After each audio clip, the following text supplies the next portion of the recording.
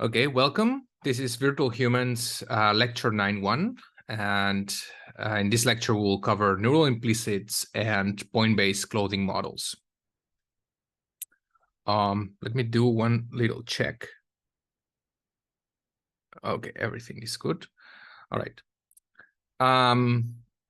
Right, so this lecture is divided into 4 parts. In the first part, we will see like neural implicits in general for 3D shapes. In the second part, we'll see how to make them specific to human body models. Then we will see like how to make these models generative.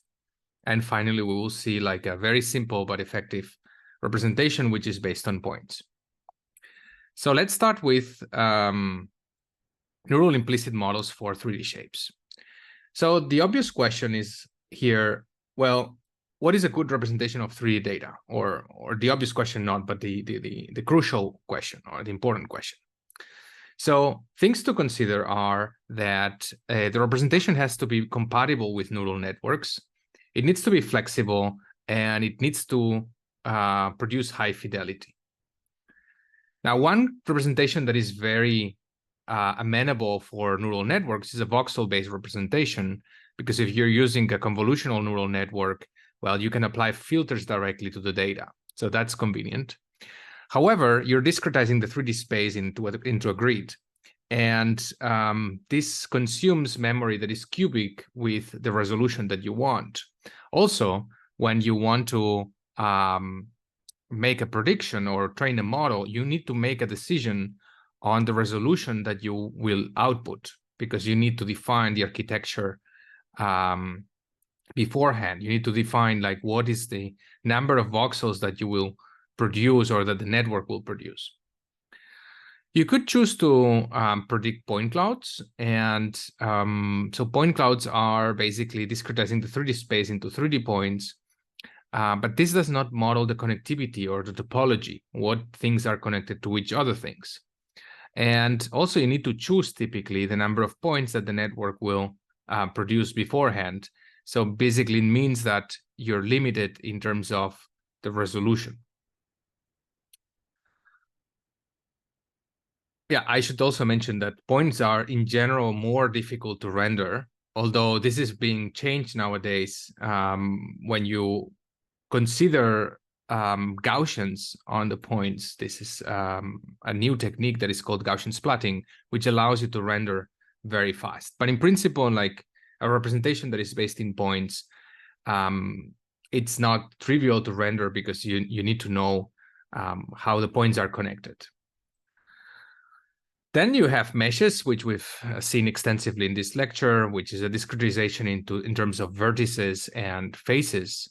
And it's basically limited also in the terms of resolution. You need to choose how many vertices you will predict, and it requires a class-specific template, which for humans is possible. But imagine like now categories like chairs or even more complex objects, it's very difficult to define a specific template that will deform to every instance. And so this leads also like to self-intersections and all sorts of problems associated with meshes.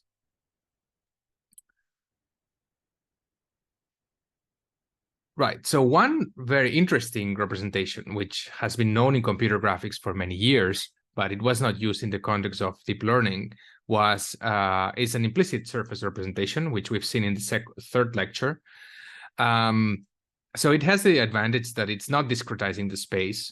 It can represent any arbitrary topology and resolution, and it has a very low memory footprint, and it's not restricted to specific class.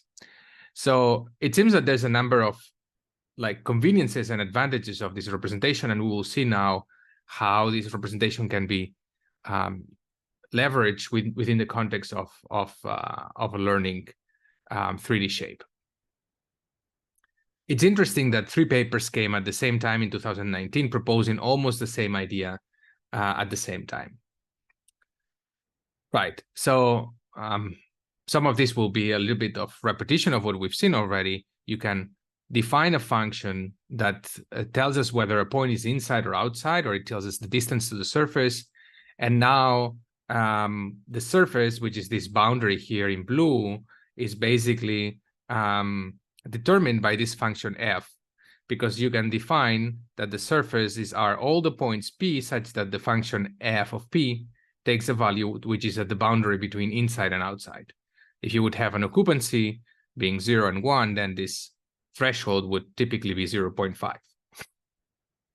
So this determines like the surface, like the set of points that satisfy an equation, which is the level set of this function. And we saw already that one very convenient thing of this representation is that if I have a topology change, for example, like the surface splits into two, now I can differentiate through this topology change because I can take derivatives of f with respect to the parameters that parameterize f.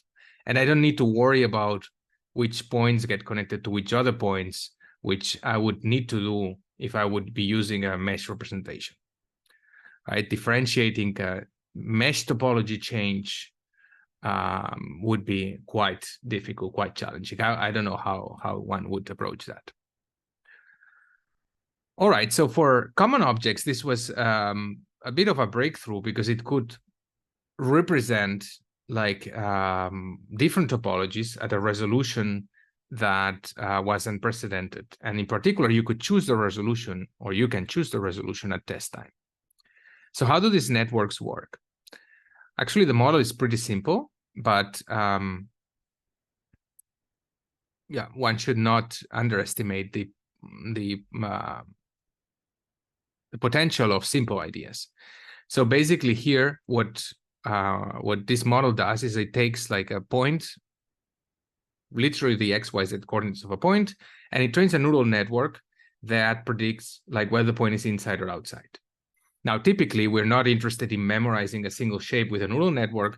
So you want some sort of conditioning, and for example, or you want to predict based on some input data. For example, like X could be some shape observation, including sparse point clouds or a partial point cloud or a low resolution voxel or even an image, which you can pass through an encoder, obtain a latent vector Z, which is of n dimensions, and then condition that on the decoder. And then based on this Z and the point, then the network will predict whether it's inside and outside. Now, to recover the surface, the process will consist in like querying many points, as you can see here, in the grid or outside the grid. That's the beauty of this model because it's continuous. And then basically querying many points, you can decode it into being inside or outside. And then using a computer graphics algorithm, which is called marching cubes, you can recover the surface and you can even mesh the surface. So this was all good news. However, when we try to model like articulated shapes like humans, we encountered a lot of problems. So given an input, which would be a low resolution voxel, like what you can see here, we wanted to reconstruct a high fidelity mesh based on these occupancy networks or this, how they are called now, neural field models. And we encountered a bunch of problems, like the articulated structures were often missing, and it tended to produce shapes that would look pretty much average. Now, in this work we presented at CBPR 2020, basically we addressed these limitations in modeling more detailed articulated structures and more complex object shapes. So first of all, we needed to identify what were the problems with these previous models. So when we look at the architecture or the model design, we see that two potential problems. One is that the original shape space lives in a three-dimensional space. And when we're encoding it and mapping it into a latent variable Z, we're losing these dimensions, we're losing the structure. So it's going to be harder for the decoder to know that the output shape should live also in this 3D space. So for processing 3D data, this is probably not a good idea to map it to a one latent vector, which is disconnected from the original space. The second problem, so this is the loss of structure problem. The second problem is that the point coordinates that we are feeding to the network, they carry no information about the local shape. Basically, I can rotate the full shape and the coordinates will completely change. And the network now needs to learn to produce a shape depending on all these rotations, and also like basically like coordinates, they do not contain any information about what shape is in there. The information is in like the local structures, like how points relate to each other. This is the local geometry. So it doesn't make a lot of sense to predict the occupancy based on these absolute coordinates, unless you want to memorize actually a single shape. So basically what we do here is like motivated by the success of convolutional neural networks, we employ a convolutional neural network in 3D here. So we convolve the input data, in this case, like a 3D grid that we want to super resolve or obtain better quality. Maybe we want to complete some holes or like, you know, refine the structures. We obtain like this multiscale grid of deep features. These are feature volumes. And now we're not gonna decode based on the point coordinates, but rather we're gonna extract a feature at a continuous location on the grid. We're gonna do trilinear interpolation. And based on this feature, we're gonna decode the occupancy or the distance field, whatever you prefer. So basically you have like this multi-scale structure where you have like at deeper levels, you have like more global structure of the shape, and at like shallower levels, you have more local structure. And essentially we do the convolutions and we decode based on these multi-scale features, obtaining a reconstruction that is retaining also the limbs that were missing in the prior models. So mathematically, previously we had like f of a latent code and point decodes into an occupancy, whereas now we are replacing this latent code by these multi-scale deep features. So f1 to fn are these feature volumes, and basically at multiple scales, and then we decode based on the function that takes these deep features at continuous point locations p. And essentially that's the main change, and this main change has significant impact in the results. And as you can see here, we can oh, this should be a video. Let me see. Okay, the video is not playing. Okay, well, you can check the website of the paper to see the results. So what we observed is that we can super resolve when we have low resolution voxels. We can get details, and we can retain the details that are already in the input data, which is something crucial. We can also complete point clouds that are missing on one side. Maybe this is a better example here. Like the point clouds can be like basically with missing parts, and this model can predict and complete the surfaces because it has been trained on a data set of shapes, so it can learn how typical 3D shapes look like. And the model has been also extended to predict also texture, and also it works quite nice. So this basically, these are results from a challenge. So sometimes in conferences, they organize challenges, and then basically this challenge was consisting in recovering the 3D shape based on partial data. And yeah, so this method IFNets and its extension like won the challenge 2 times. And so because it's also a simple method, like it's been quite effective, and we still use it nowadays for a bunch of problems. All right, so we still have a remaining problem. Like we assume that the output is 0 or 1, inside or outside the surface. However, like this only can model watertight surfaces. But in reality, you have open surfaces and manifolds, and you have functions, and you have complex shapes with interiors. How do you define what is inside and outside for those structures? It's not clear.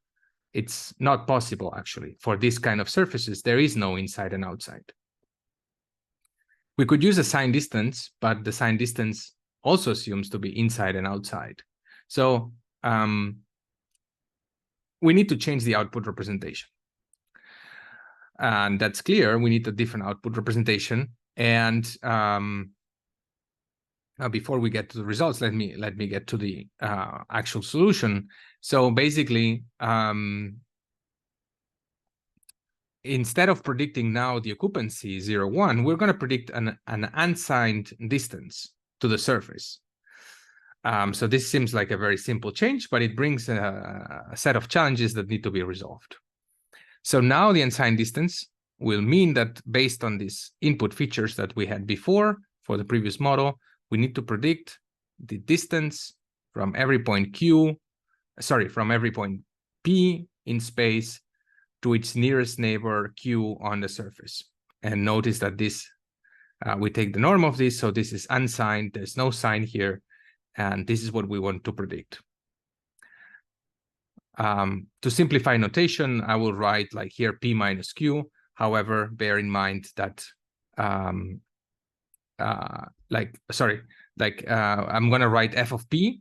However, bear in mind that the f takes actually input features and not the point coordinates themselves, similarly as before. So now the question is, okay, imagine I have like some point cloud, as this one shown here, and I want to recover the full 3D shape. And again, this like shape, like for example, like a bus, is not defining a clear inside-outside. I want to recover the shape, which is these white lines here. So how can I do this? Well, it's the 0 level set of the unsigned distance field. So now the question is, how do I recover, given an unsigned distance field, all the points that are at the 0 level set? Any ideas?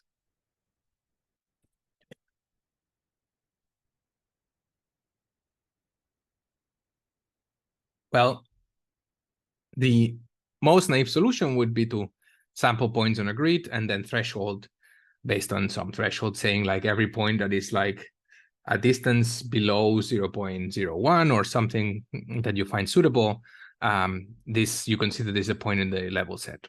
However, this is not very accurate and it takes a lot of computation time and is also not very elegant. We can do better. We have a signed distance field, so we can compute the gradient field. And what is the best next idea we could do? Well, we could follow the inverse, the negative gradients, in order to converge to the surface. Notice that these gradients point towards the direction of maximum change in distance, which is, of course, going in the direction of the normal and getting away from the surface. Now, if I get the negative direction, I would land on the surface. However, there's even better things that we can do because this is a distance field. So the gradient points us towards the closest point. And if you don't believe me, just do the math, differentiate this equation here, and you will see that the gradient will be P minus Q, which is pointing towards Q. All right. So the gradient point, the negative gradient points towards Q, which is the closest point. Great. Now the question is like, how far do I need to go in this unit gradient direction? Well, this is given by the distance. F of P is the distance. F of P is telling me how far P is from Q. So I know that I need to move F of P units of distance times the gradient, because this gradient is unit norm towards the surface. Now, why is this gradient unit norm? Well, because it's a distance field. And in the direction of maximum change, I will change at most 1 unit distance. If I move 1 step away, I'm getting 1 step away in terms of distance as well, right? So that's why the gradient is always 1 everywhere. The norm of the gradient is 1. All right.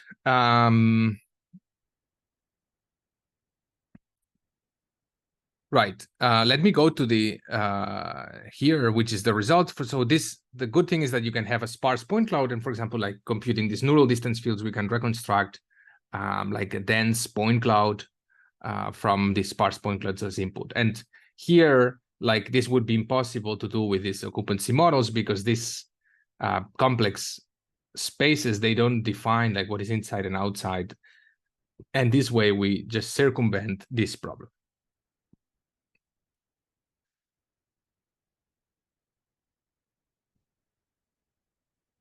So next, I'm going to show like a few results that we can obtain with this. Like we can model mathematical functions and manifolds. We can model garments, which are open surfaces, or we can model scenes, as I've previously shown. So in terms of modeling complex shapes like a car with interior, we can see that in comparison to this IFNet model that I showed before, like this new NDF, neural distance fields, can recover the inside of the object. So you can see we can get these inner structures because we don't make any assumption about, or we don't require the surface to be watertight. And so we can recover surfaces which are more complex. In terms of garments, which are also open surfaces, we can also recover them. So given the input sparse point cloud, we can recover this dense point cloud, and we obtain an open surface as output.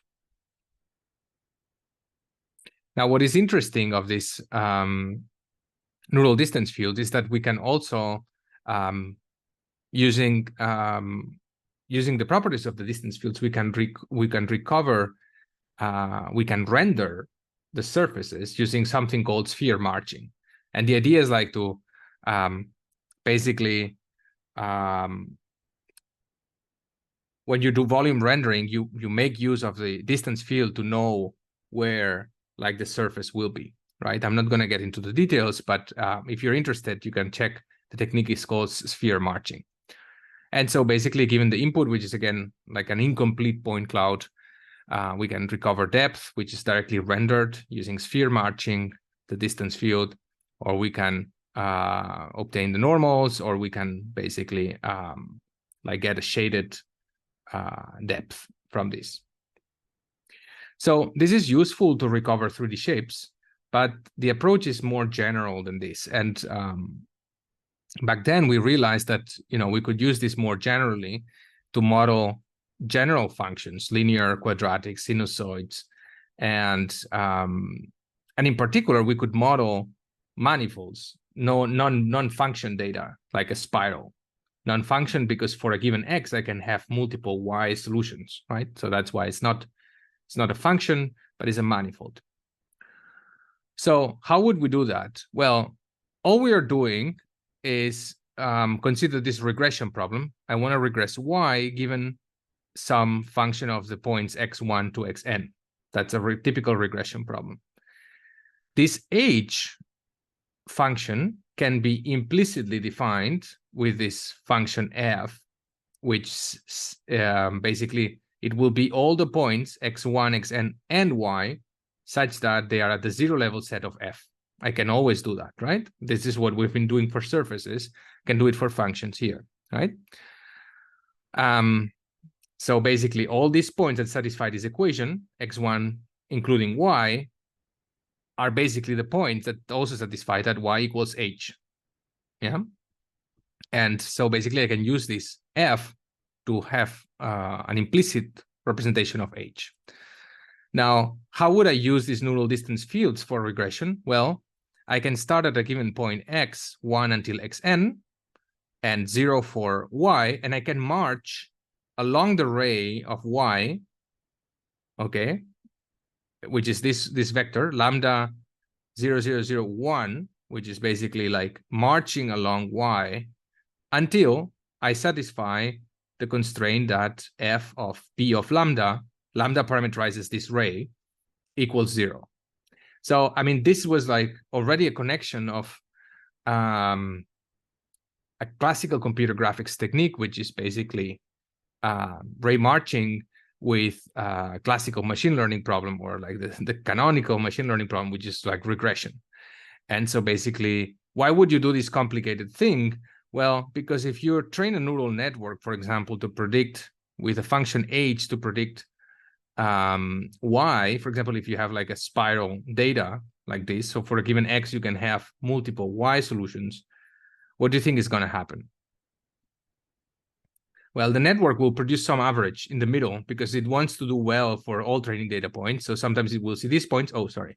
Sometimes it will see this point, sometimes it will see this point, and then it will try to average and produce something in the middle, which is not what you want. Instead, here you would be modeling directly like this manifold of joined x and y.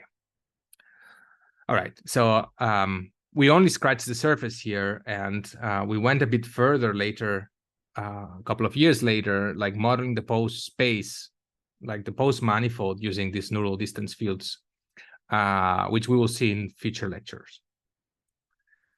All right, so what we see here is that basically we can recover these nice reconstructions based on sparse point clouds, and basically we don't make this assumption of watertight meshes. All right. Good. So now, like, we will move at the second part of the talk. Oh, let me summarize a little bit, like a comparison of meshes versus implicit functions. Basically, in terms of controlling, like being able to control the surface, I would say that meshes are easier because, like, basically they are compact structures, and you can do linear algebra to deform meshes. You can also deform implicit surfaces, but it's a bit more difficult, and it's particular, like these learning models still nowadays are not so easy to control, not so easy to, for example, articulate and so on. But in terms of handling topology changes and getting detail, like definitely the implicit surface formulation are more convenient. Okay, now we move to the second part of the lecture, which is neural implicits for humans. And I'm going to stop the video here and start a new video. See you in a bit.